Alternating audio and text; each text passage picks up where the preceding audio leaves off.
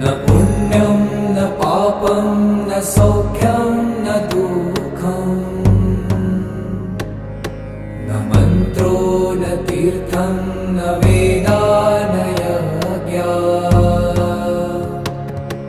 अहं भोजनं नैव भोजं न भोक्ता चिदानन्दरूप शिवोऽहं शिवोऽहम्